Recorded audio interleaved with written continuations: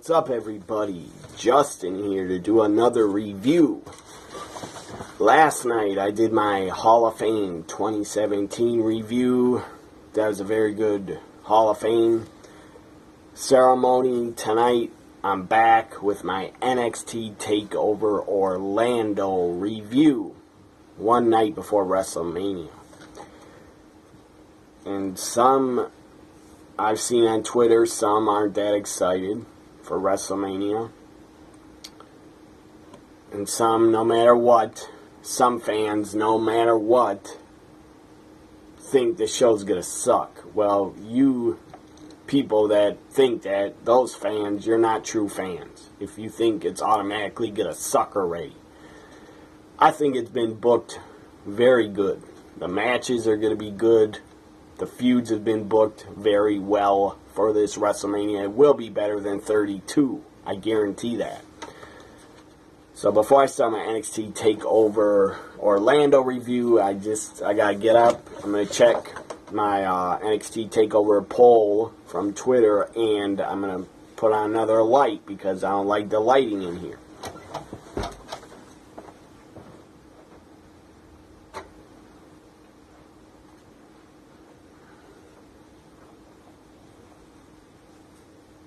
So yeah, the poll is 57% as of right now gave NXT TakeOver Orlando a A+. 32% gave it a B+, and 11% gave it a C. Those were the only options I put because I don't think the show was a D or a F. So back to my review. As I pick up my notes in the matches, here we go. Up first was what I thought would be on the show. I thought an 8-person tag would be added to the TakeOver. It was. I said it probably would be in my predictions for TakeOver, and it was. Ruby Riott, the new woman, part of the new women's, she's part of the women's division in NXT. Ruby Riott making her TakeOver and NXT wrestling debut. Ruby Riott teaming up with was supposed to be No Way Jose. They showed footage of him getting attacked at WrestleMania Access. No Way Jose's out of the match. So is Roderick Strong, Ruby Riott, and Ty Dillinger, the perfect 10-10-10. They were taking on Sanity. EY, and I forget the other two guys' names, Eric Young and the other two that are pretty good. I believe that one of the other guys' names is Wolf. I don't remember the other dude's name. He's a big guy, a little bit overweight. But he's good talent. And they're, of course, with their partner, part of Sanity, Nikki Cross. She's a pretty awesome worker. Anyways, that was an 8-person tag. It kicked off first. Why am I looking? See if my camera's recording. Anyways, here we go. It was pretty damn good kickoff to TakeOver. Got the crowd hype and excited. Got the fans really into it. All the talent was excited and pretty hype. They all worked hard. At one point in the match, I have some notes. During the 8-person tag, Ty Dillinger was on fire. He was kicking everybody's ass at one point. Insanity. And then there were so many fun chants. A lot of 10 chants. That was fun to hear. And this was a pretty cool spot I enjoyed during this match. Both women, Rebby and Nikki Cross, jumped on the backs of the guys. On their opposite teams, they jumped on their backs. They were trying to choke them out. That was a cool, fun spot. Anyways, your winners is Sanity. Sanity wins it. I predicted Strong, No Way Jose, and Ty Dillinger or Ruby Riott would win, but who cares? I was dead wrong. My predictions are usually not always right. In my total predictions, my record for TakeOver was 3-2. I went 3-2. 3 matches right, 2 matches wrong. I predicted. Go back, watch my TakeOver predictions. It's in my WWE Network and NXT playlist for 2017. TakeOver specials and WWE Network specials. Anyways, next match was the debut of Aleister Black. Very good worker, making his NXT and TakeOver wrestling debut. Aleister Black taking on Andrade C. Almas. This was pretty good. When they gave him a lot of time, and they both did very well. Aleister Black wins. I knew he'd win. He had to win because it's his freaking TakeOver debut, so the guy had to win. Aleister Black wins in his TakeOver and NXT debut. But Almas, he looked pretty good in the match. He didn't just get buried. Up next was the NXT tag team titles. Triple threat for the NXT tag team titles. The Authors of Pain defending against with Paul Ellering, legendary Hall of Fame manager, formerly of the Road Warriors. Authors of Pain defending against DIY and The Revival. This was fantastic. This triple threat match, elimination style, it was great. I loved it. I thought it was a very good match. Probably was a match of the TakeOver event. Probably was my favorite match of the TakeOver event. Number 2 would probably be Asuka and Moon. And number 3 would be Rude and Nakamura. I've just seen Nakamura and Rude a couple times, so that's why it's number 3 on this TakeOver. Or I rate it as my number 3 favorite match. So Aleister Black, he hit his finisher. It's called Black Mask. He hit his finisher called Black Mask. 1, 2, 3, Aleister Black wins. And then right after the match, Nigel McGuinness on commentary, he did a botch. He did a major botch. On commentary he says, Aleister Black, he's talking about, and he says, he has a bright future in Ring of Honor. Ring of Honor? Nigel, you work for WWE now. This is NXT, bro. Not Ring of Honor. I have nothing against Ring of Honor. I love Ring of Honor. I'm a fan of theirs. But, Nigel, you work for NXT. You work for WWE. Your paycheck probably has a giant WWE logo on it. So, come on, bro. Get with it, Nigel. I know you worked in Ring of Honor a long time as a commentator. Also, Nigel is a former Ring of Honor World Champion. Was the champion for a pretty long reign. But Nigel McGuinness major fuck up by saying Aleister Black has a bright future in Ring of Honor. That was pretty damn funny when he said that. It's not his fault. He did fuck up, but who cares? Everybody fucks up sometimes. I fuck up all the time on my videos. So, Nigel just said that because the guy spent a lot of time in Ring of Honor. He was there last year, and he was there probably the last 4 to 5 years before he came to WWE. But that is funny. Nigel McGuinness thinks Aleister Black has a bright future in Ring of Honor.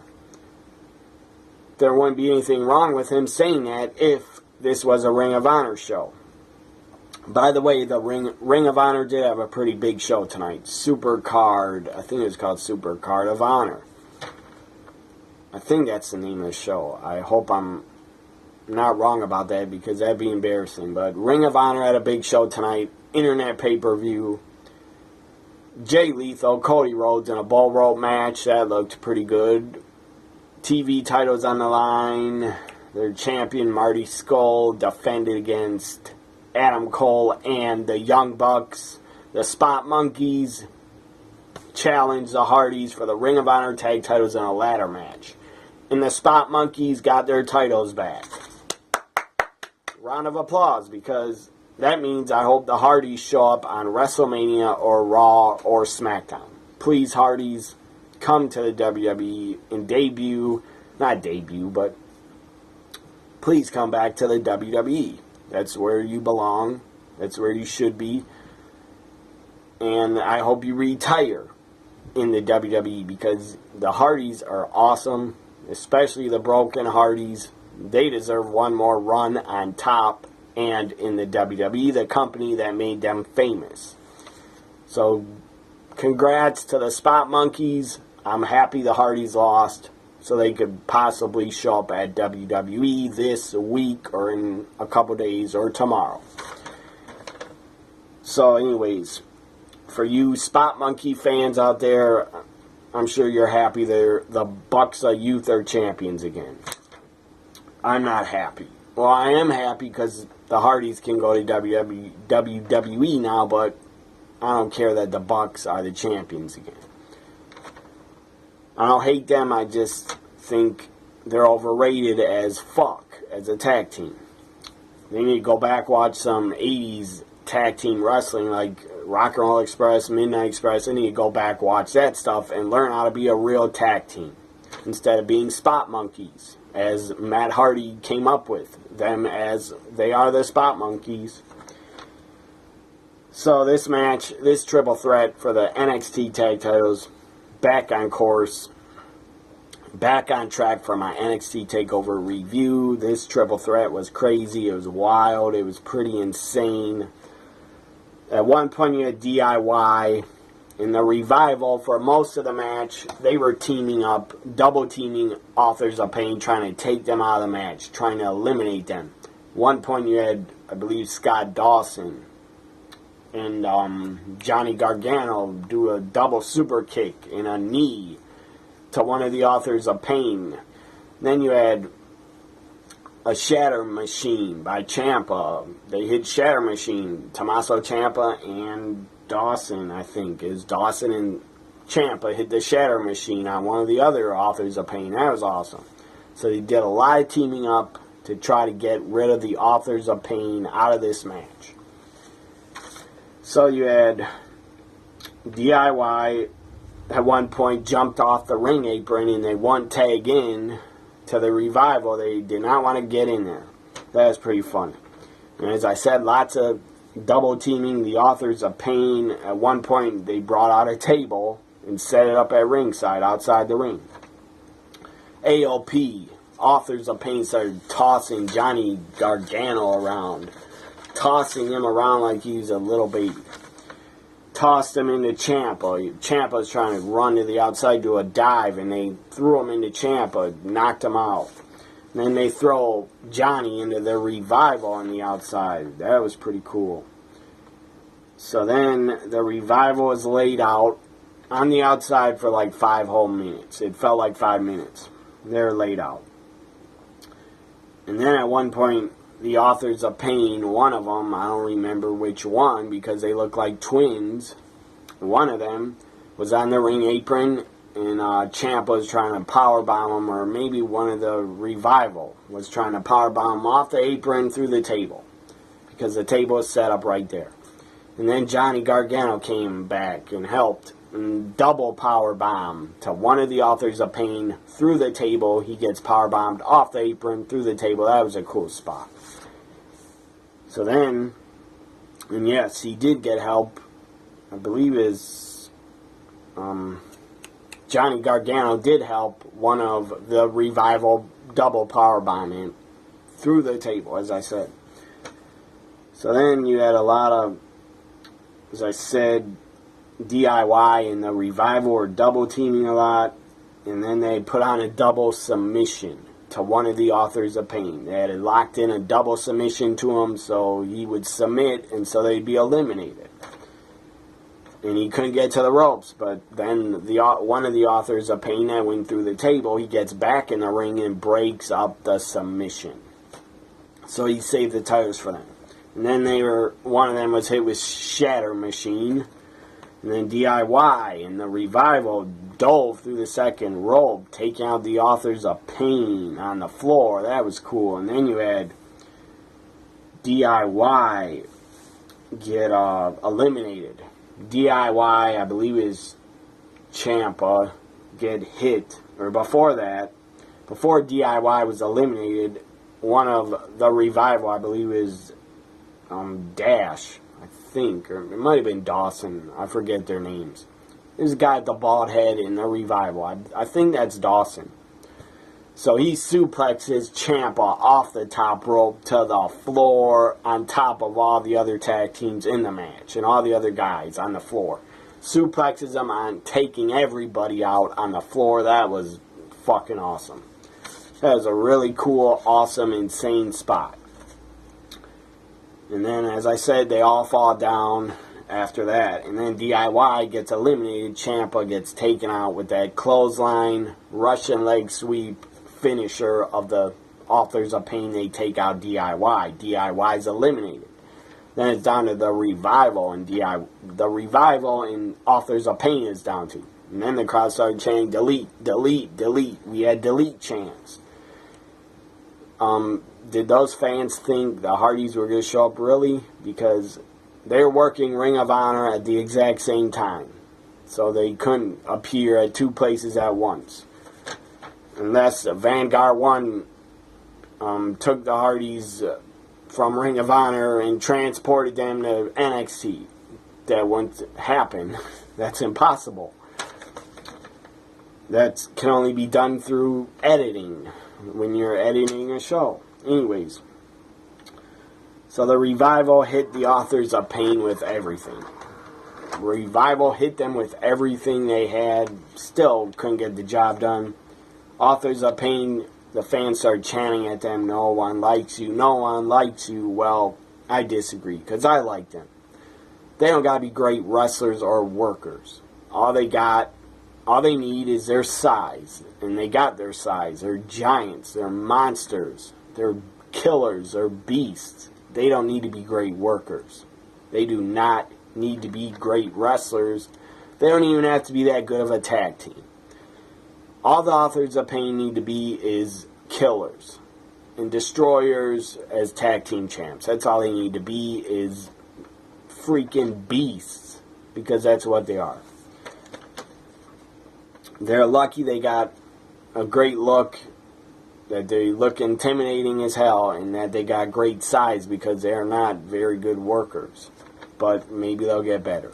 Anyways, no one likes them chants. That is kind of stupid, because I like them as what they are. They are freaking killers. That's what they should be booked at, as monsters. So the Authors of Pain win.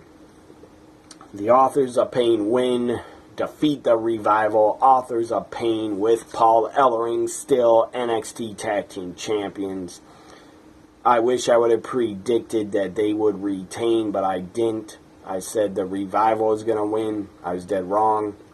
I hope the Revival debuts on the main roster on Raw Monday night. I don't think they'll appear at WrestleMania.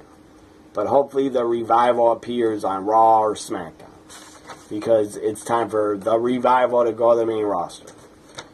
Even though I believe in the summer, the Revival, I believe, still are going to work some NXT shows overseas, in Australia or somewhere like that.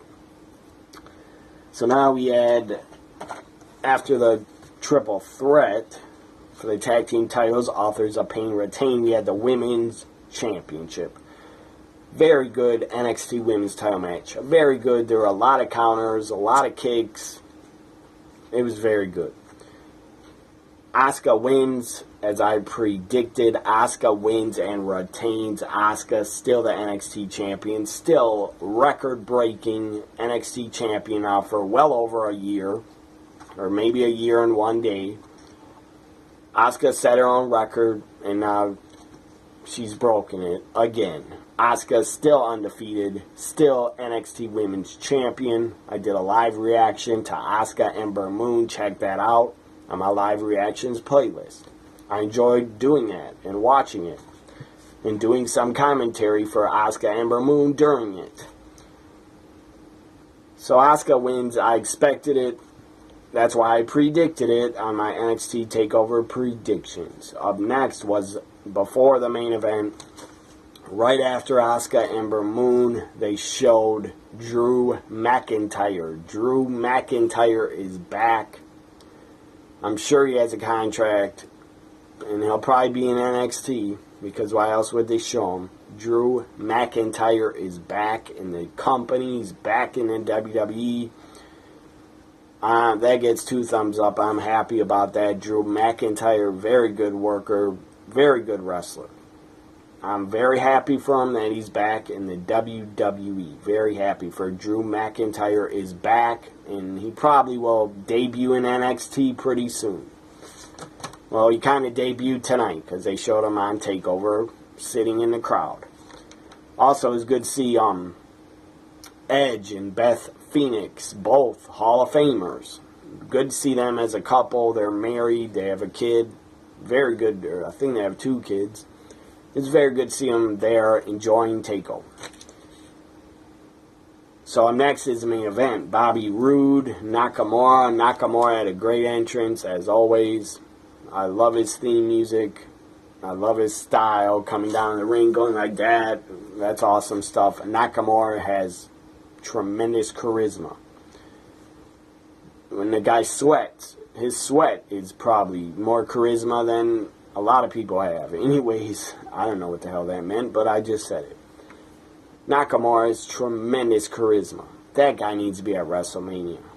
Not just Monday Night Raw, after WrestleMania. Nakamura needs to debut on the main roster at WrestleMania, put him in a match against Finn Balor, put him in the Andre Battle. That would be kind of stupid to put Nakamura in the Andre Battle Royal, because he would just probably lose it. Maybe you'd win it. I don't know, but there's too many guys in there. I don't see Nakamura defeating Braun Strowman. So don't put him in the Battle Royal. Put him in a one-on-one match against Ballard. Or, I don't know, just have him appear and walk down to the ring and get a pop and leave. So Nakamura, Bobby Roode. Bobby Roode had an epic entrance. A better entrance than Nakamura. Nakamura had new ring gear, by the way. It looked pretty cool. Looked like a leopard. Leopard prints, red leather and black leopard prints. Looked pretty cool. Bobby Roode had a glorious entrance. The guy had 2 piano players, 2 pianos playing part of his theme. That was awesome. And then, of course, the crowd exploded for glorious, and they sung his entire theme. It was epic. The match was pretty damn good. Most of the match, you had Bobby Roode. It went pretty long. I think it went 30 minutes, at least. It went long. It was good. Nakamura started selling his knee injury again because he got injured during the match. Bobby Roode worked over his knee and his leg. So it was good selling from Nakamura and his knee injury. And Bobby Roode at one point, towards the end, grabbed the bell. Tried taking a ring bell in the ring, but that didn't work out. Nakamura was going to do his finisher, the running knee or running kick to the head instead. Nakamura ran into Bobby Roode. Bobby Roode picked him up, spine busted him, but Nakamura kicked out. That was pretty cool. This match is very good, but I'd rate it as a 3rd best match of the night. I enjoyed the triple threat the most, and then I enjoyed Asuka, Ember Moon 2nd, and 3rd place was Bobby Roode, Nakamura, but it was very good, very enjoyable. No surprise here. No surprise at all. Bobby Roode wins and retains and is still NXT champion. By the way, NXT debuted new championships tonight. All 3 new titles. Not new titles, but different championships to replace the tag titles, women's title, and to replace the NXT championship. They are new belts, new designs. They're pretty damn cool looking. So what a takeover. Bobby Roode retains. I predicted he would. Very good takeover. Out of a grade, my rating for this takeover, I'll give it a B+. I enjoyed the show a lot. Very good show. Went about 2 hours, 30-some minutes. Very good show. I hope WrestleMania can get a B+ from me, but who knows if it will. It's going to go on too long. 6 hours is too long. I wish the show was 5 hours or 4 hours, but no, it has to be 6 hours because of a 2-hour kickoff. I will be watching it, the entire WrestleMania, start to finish, kickoff to the end. I will be doing a lot of shooting, a lot of live reaction videos, 4 or 5 of them. So I won't be tweeting the entire show because I'll be shooting some live reaction WrestleMania videos to some of the matches I'm really interested in. So, but I'll be on Twitter from the kickoff to the end. I won't be tweeting like a madman. I won't be tweeting like crazy, but I'll tweet a lot.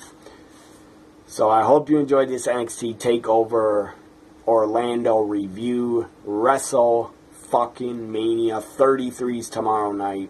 Had to drop a F-bomb in there. WrestleMania tomorrow night. I will be doing a WrestleMania review and a couple live reaction videos. I think it'll be a good show. It has to be better than 32 was. And please, I mean, there's been some rumors WrestleMania may end. The main event may be Taker, Reigns. Don't end the show with Roman Reigns again. Going over, unless the guy turns heel in the match or after, then it'd be okay to end the show like that. But just Reigns winning over Undertaker, not turning heel, that would be 2 thumbs down. That'd be a fail. A big fail to end the show that way. To just have him win and do nothing and just still act like a damn babyface when he's not. He's booed out of the building. He'll be booed out of the stadium. So Goldberg, Lesnar will probably main event. I think Bray, Randy Orton should, but I'm not in control of that. So anyways, Goldberg, Brock ending the show. There'll probably be interference in that match. There'll probably be a lot of shenanigans and interference. I'm okay with that. And at least WrestleMania 33 will not be ending with Roman Reigns as WWE Champion winning it again. Because the last 2 years he's been in the main event. So I've gone on a long time. Too long. So follow me on Twitter, everybody, at WWE NXT Guy. Like, comment, share, and subscribe my videos. Hope you enjoyed this TakeOver Orlando review.